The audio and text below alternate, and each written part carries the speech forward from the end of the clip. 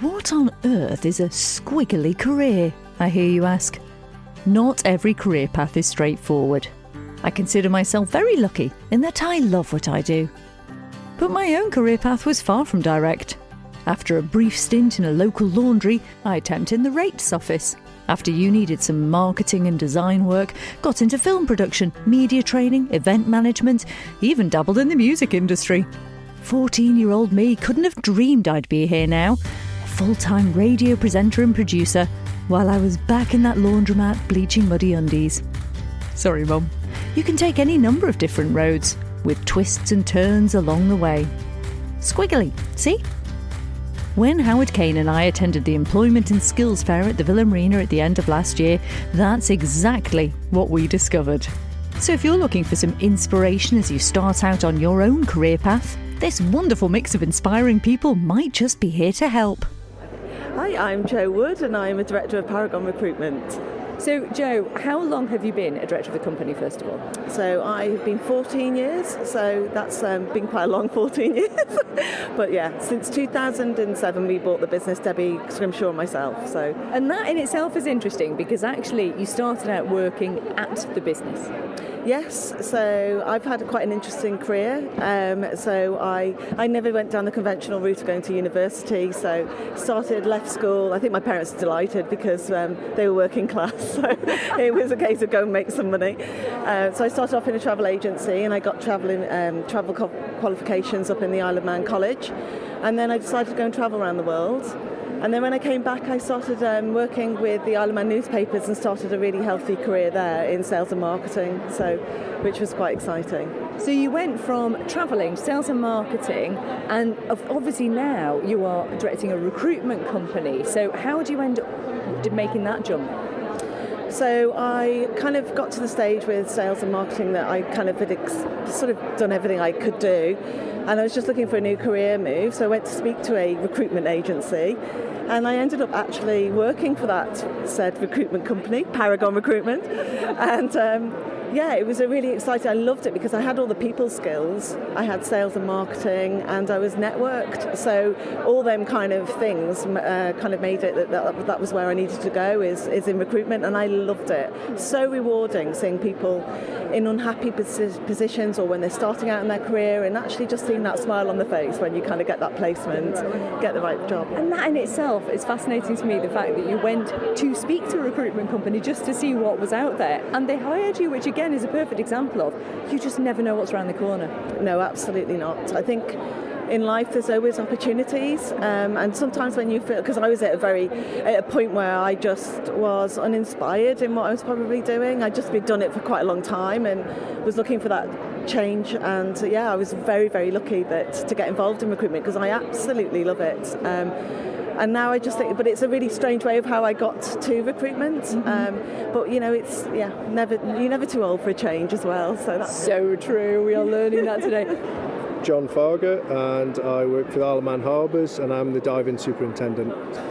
I run the diving team, so there's a small team of 6, and we do all the diving around the island on the navigation marks and the piers, sewer pipes, and if the steam packet require us to dive on their boats, we dive on their boats, and that's what we do. Sounds exciting.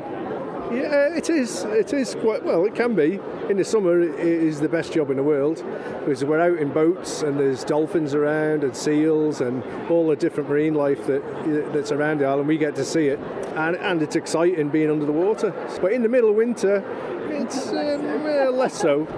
But we do have all the right PPE, so yeah. Okay, so how do you end up doing something like this? Was it straightforward? No, definitely not. When I left school, I was really fortunate that I knew what I wanted to do. I wanted to be a mechanic, and I was told that an apprenticeship was a really good thing to do, and I would always have that skill behind me. And as it's turned out, being a mechanic has led me into I started off as an agricultural mechanic, then a heavy goods mechanic, and then I moved to Aberdeen and started working in the oil industry.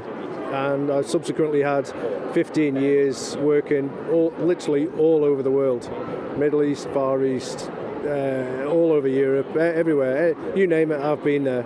and earn a lot of money in the oil industry just from being a mechanic. Just being a simple mechanic can lead to really great things. That's amazing. So why then come back here? I'd always had an interest in diving, and I did dabble in the diving industry sort of mid-career, but it was in decline in the North Sea. I worked in the North Sea for a couple of years, but it was in decline, so I kind of put that on the back burner and carried on with my career offshore. But I was living off the island, and I always wanted to return to the island because the Isle of Man is the best place in the world. And I am qualified to say that because I've been to everywhere else in the world. I wanted to move back here, and the job came up for Isle of Man Harbours in the dive team. I applied, got the job, and I've worked my way up to now I run the dive team. So what are you saying to some of the young people that are coming round to encourage them to think of a career in this area? Don't get bogged down thinking that the first job that you take is going to be you for the rest of your life. If you're really lucky, the first job that you take will be something that you really, really love, and you'll stay in it for the rest of your life. But for most people, their first job is not the one that they end up in 10, 20, 30 years down the line. But the most important thing when you leave school, whenever you leave school, is to get a job. Get any job. Any job any work experience is really looked at favourably by any future employer. Lee Johnson. And where do you work now? Barclays. And was that a straight linear career path for you into banking? Definitely not in the first place, no. When I left school I wanted to be a footballer. That obviously didn't pan out, so I became an electrician by trade, got qualified, and then probably a few years into that quite fancied trying something different. So yeah, 23 years down the line, here I am at Barclays still. And so how did you make the jump from, like you say, qualified electrician into banking, quite separate jobs? It was quite hard at first. So basically the best way I did it was through recruitment agencies, get a bit of temping experience first. Then after that I was fortunate enough to be offered a full-time role within the business. So yeah, that sort of helped move the transition piece. And happy in banking now, or can you see yourself getting itchy feet and heading another direction? Oh, I think I'm getting a bit too old in the tooth now, but no, absolutely love it where I work. There's so much opportunities to go through the business, and not just in the Isle of Man, sort of worldwide as well. Still want to be a footballer? Yeah, definitely. Thanks for talking. Cheers. My name is Joy, I work for Junior Achievements. I left school and I didn't really know what I wanted to do, so my mum and her wisdom said at that point, right, I want you to go to college and do a year's secretarial course. There was no way that I wanted to work in an office environment, but hey, she knew best, so that's what I did. So I did a year's secretarial, and then I left college, and then I wanted to go and see the wide world, so I started to look for jobs abroad, and I ended up working in Denmark, in Copenhagen.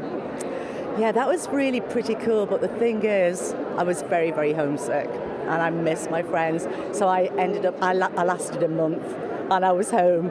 Big parties, farewell parties and everything, but yeah, I came home. So after that, I needed to look for a job, so I went for a job in a travel agent, but as an accounts person, and I hate accounts. But it seemed the right thing to do, looking for a job. But I ended up working on the counter, so I was a travel agent for a number of years, which I absolutely adored. After that, I then went to work at Hamlin Recruitment.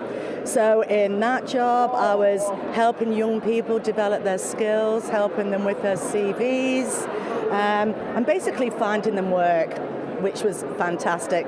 And then I got itchy feet, and I thought, well, what else can I do? So then I went to Junior Achievements, and I've been there for a number of years. So I've had 3 amazing careers.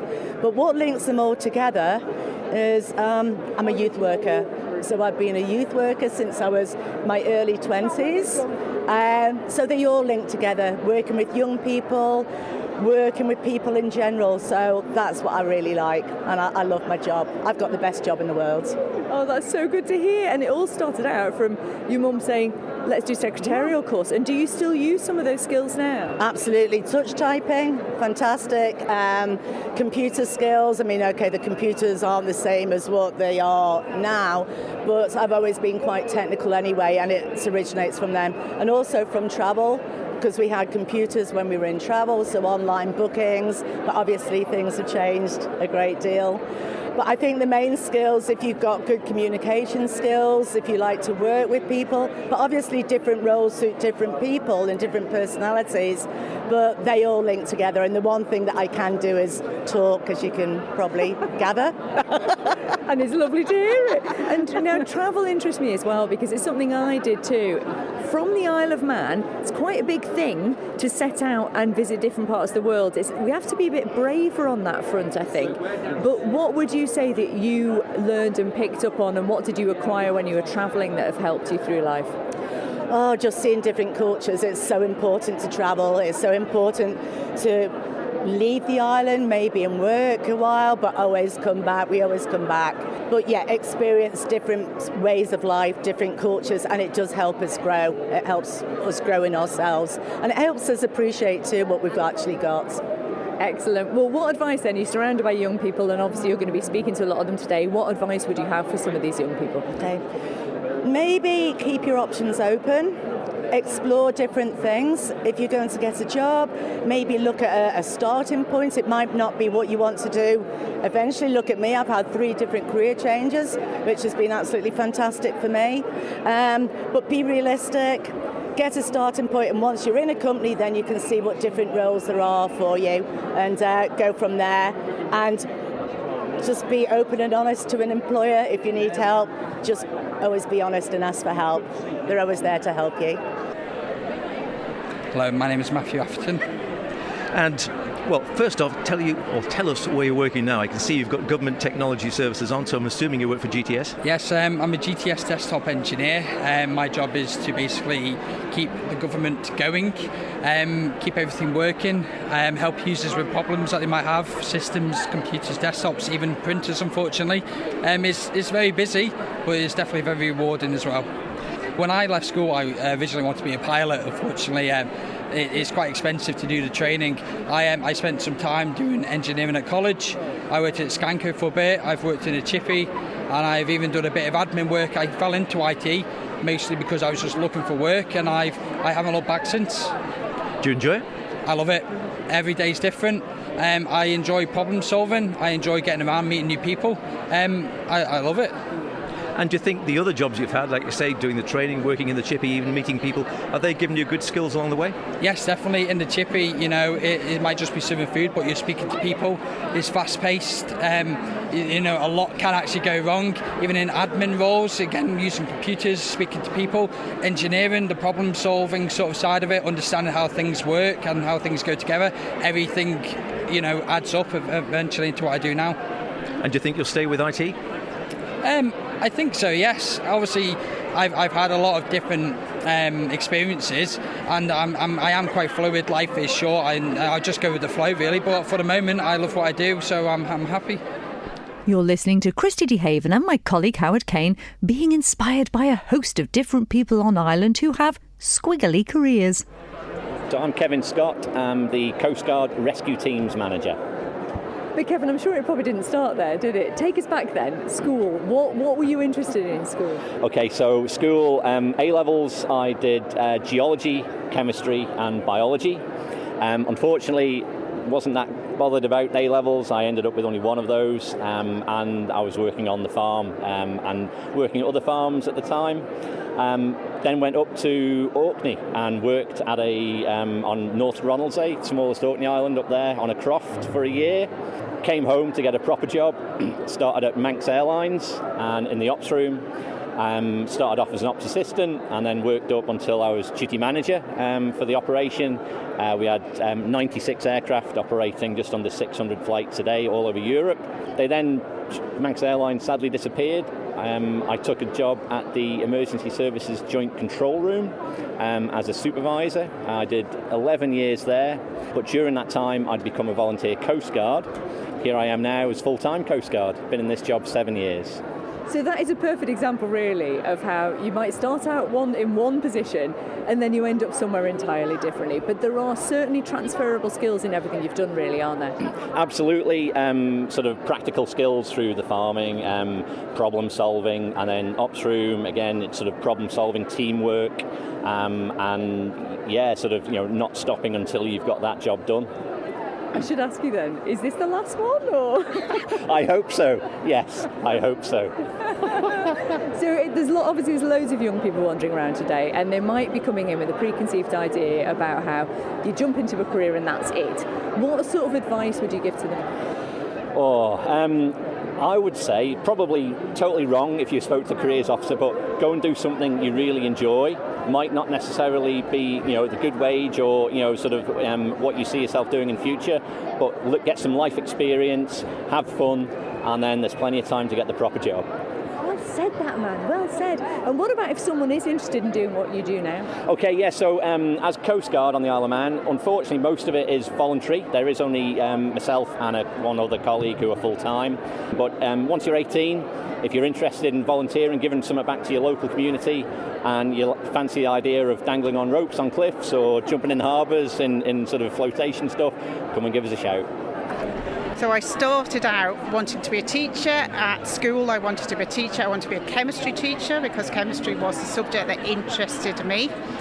And my dad was a teacher, so I suppose I just wanted to carry on, and I'd lived in school as my life, I suppose, so that's what I wanted to do. And I went away to university to do a chemistry degree, and I went to London, and I hated it because it's a big place and I was very lonely. It's the place you hated rather than the degree? No, I liked the degree. Yeah. I did. I hated the place and I was very unhappy and I dropped out. So there's my failure, and it was a massive deal at the time, and I, the world had ended because I dropped out of university. And so I came back to the Isle of Man where I wanted to be because I was happy in the Isle of Man. So I went looking for a job in science, which there weren't many of, and I got a job at the lab and landed fairly and squarely on my feet because I've been here for 33 years now, and it's been a great job, and still is a great job. It's interesting, and every day there's something new to find, and so yes, it was actually a good thing for me, so maybe it was meant to be.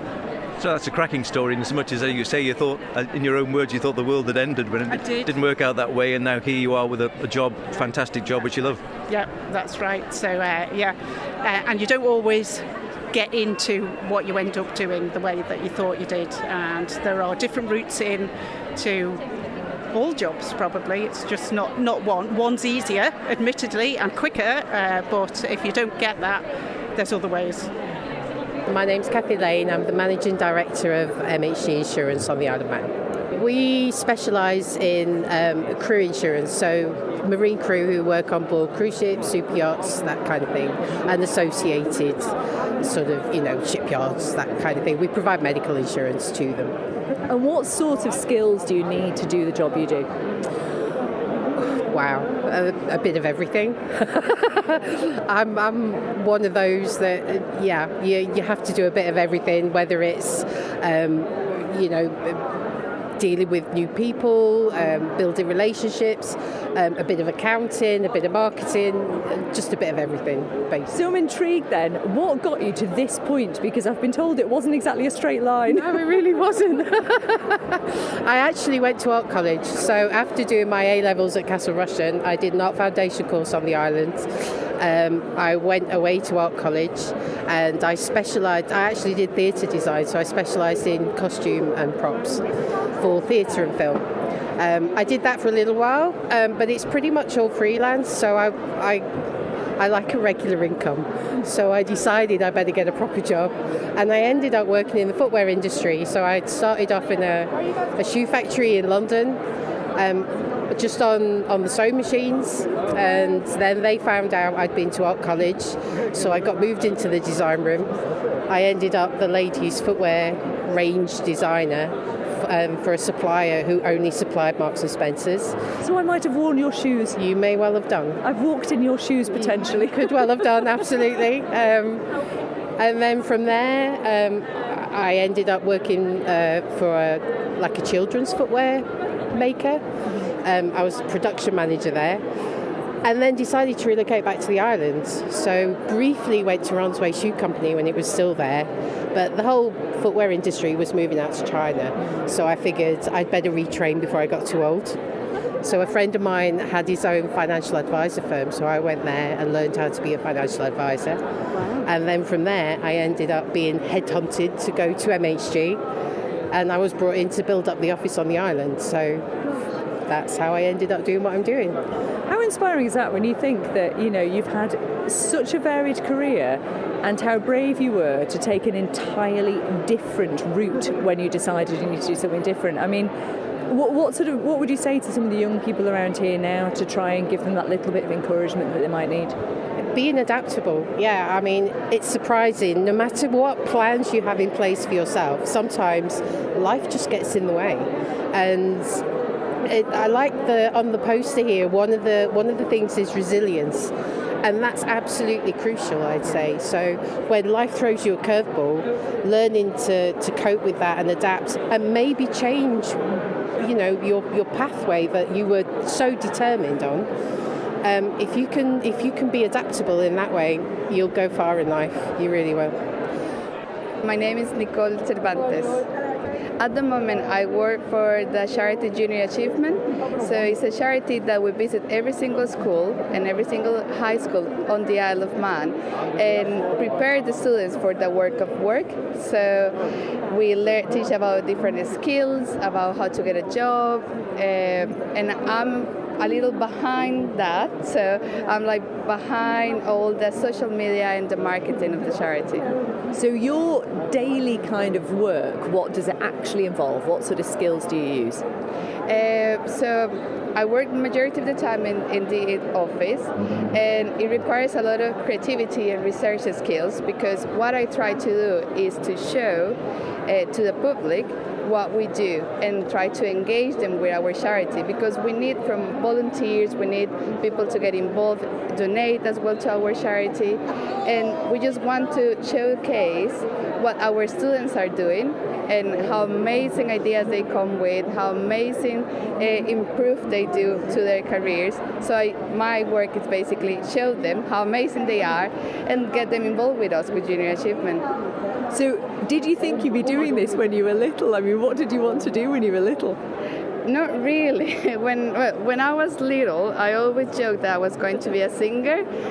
However, if you hear me in a karaoke, you will be 100% sure it's definitely not a singer. Music is not one of my skills. After that, I thought about journalism, and I am actually going to university studying psychology. Once I was in psychology, I thought there should be something else other than the mental health or what we usually think in psychology, like the clinical kind of area. I thought there should be a different area that we can put psychology skills to use, and that's why I started mixing psychology with business and then with marketing, and then that's how I am working in Junior Achievement. So then if there's someone, obviously we're surrounded by young people here who are just starting out and maybe thinking about their careers, what kind of advice would you give them? I would say be open to all the opportunities, and if there is not an opportunity of something that they like, create their own opportunities. As well, that it's fine not to know what you want to do right now, because it will change with the pass of the time. It's going to change all the time. Grateful thanks to all those who've shared their squiggly career stories with us. Let's leave the last word of advice to someone who you might well meet on your own career journey. So I'm Mia Benjamin. I am at Paragon Recruitment as a recruitment consultant. So obviously there's loads of students that are coming up to you today and they're looking at their future and what it might look like for them. What kind of advice would you have for them? It doesn't matter if you don't know what you want to do. You're going to have probably multiple careers over your lifetime. So just do what you enjoy doing and you will the path will find you, I guess. Thanks, Mia. I couldn't have put it better myself.